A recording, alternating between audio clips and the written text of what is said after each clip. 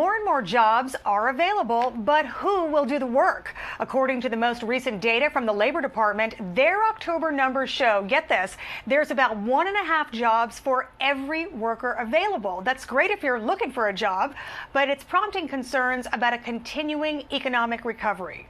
Joining us now to weigh in is Job Creators Network President and CEO Alfredo Ortiz. Alfredo, thanks for joining us on this New Year's Day. Yeah, thank you. Good afternoon and Happy New Year's to you, Anita. Same to you. You know, the president says the economy is fantastic. Take a look at this tweet from just a couple of days ago. I believe this is from the 29th.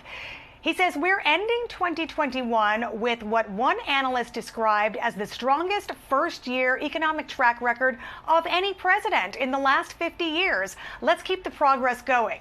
Now, he's saying that, but according to the Bureau of Labor Statistics, I want to put up some numbers here. Inflation is at a 39-year high. Look at that. Food costs up 6%, energy costs up 33%, and gas up 58%. I'm certainly not an economist, but common sense tells me inflation is affecting the economy and the overall job market. What are you seeing? Anita, you don't have to be an economist to figure this one out. It is not at all what President Biden said in his tweet about being one of the strongest economic records, in the past 50 years. And look, the American public isn't buying this malarkey, as he calls it. A recent Gallup poll, in fact, found that 2/3 of Americans say that the economy is actually getting worse, and over 80% rate the economy as poor or fair. So, look, basically President Biden is ending 2021 basically the same way he started 2021, lying to the American public about the economic record. And again, the American public is just not buying it anymore. Yeah, he does like to use that word malarkey. You're right. How much are the vaccine mandates affecting certain industries? We still see the supply chain struggling, not enough workers to keep the normal pace. How long will that take to correct itself? Yeah, this is a real concern, and it's been a concern the entire year of 2021 for small business owners in particular.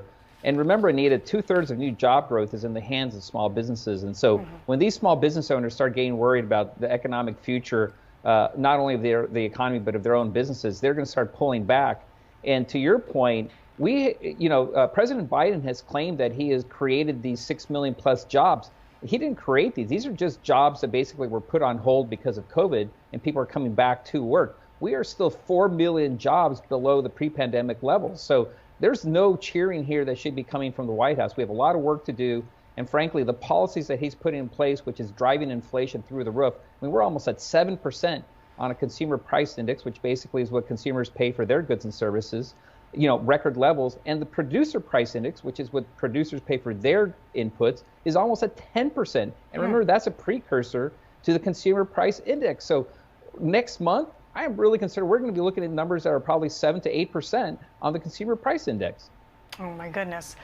Well, we hear all the time, and you know better than anyone, that small businesses are the backbone, the economic backbone of the country. So it certainly seems like it is an employees market right now with lots of job openings. But how hard are employers having to work, and how much more are they having to pay to get the workers in the door and then keep them there? People were very used to getting those government checks during the last 2 years of the pandemic. Yeah, a real concern is something called the labor force participation rate, Anita. When you look at 25 to 54-year-olds, it is almost at record level lows. And that's a real concern because that's, where most of our workforce comes from.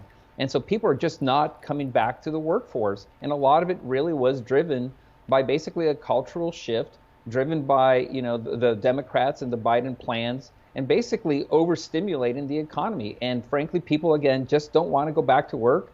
They're living off of their savings. If you look at savings rates pre-pandemic, it was about 8%.